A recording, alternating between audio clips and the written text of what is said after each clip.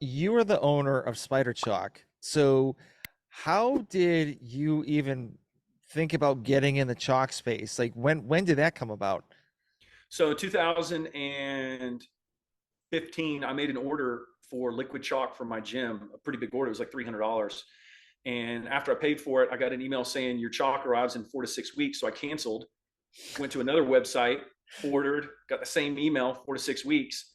So I called the third website and said, hey, I'm looking for some liquid chalk. Do you have any in stock? They said, no, it's all sitting on the same boat in the middle of the ocean on the way from China. They said, there's literally no liquid chalk in the entire United States right now.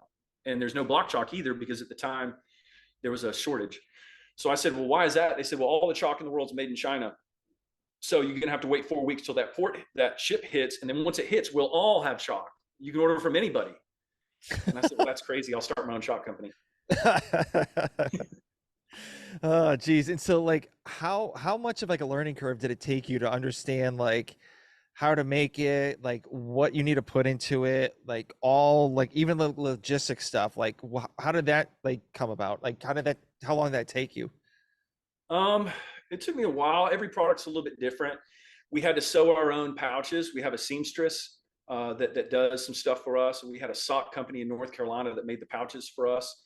And so that took 6 months or so for them to come up with the right pouch. Then we had to have a seamstress figure out how to get the string and the clip through. So that took a couple more months.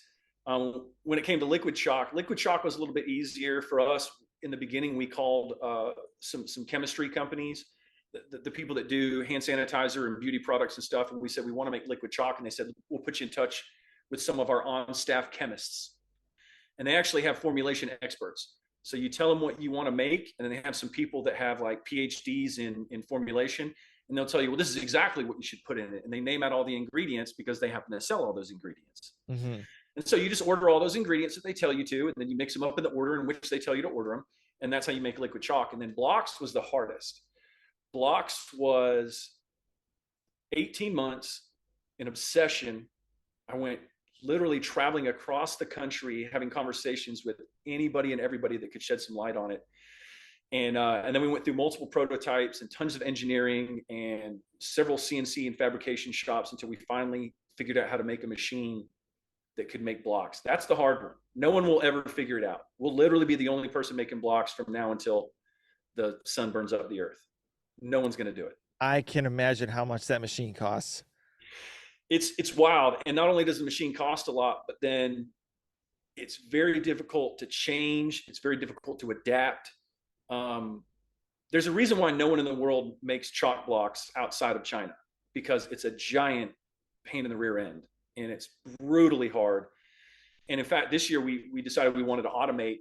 And so we approached several automation companies and they took a look at what we wanted to do. And every single one of them said no. They said, look, we can't invest, Hmm. all of our resources for 12 straight months. Like, it's just good luck, man. And so that Dang. was that was the end of that. Yeah.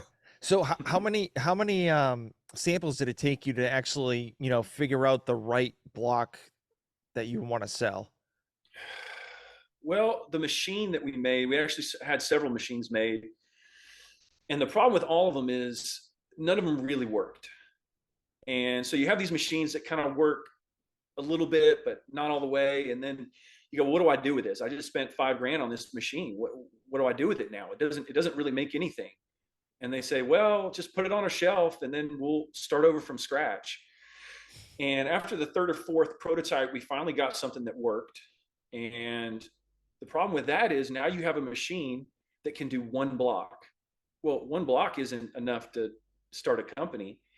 So over the next 2 to 3 years, we had to figure out ways to be able to scale so that we could start making blocks really fast.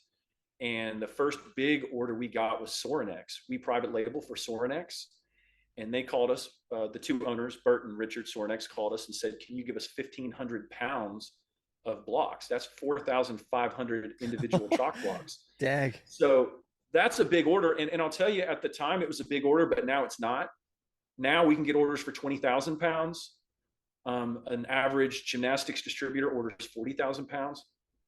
So if you can't make it really, really fast, there's no point in even doing it. Hmm. And so we're at the point now where we're getting to that point where we can make it faster than we can sell it. But up until this point, we've always been able to sell it faster than we've been able to make it.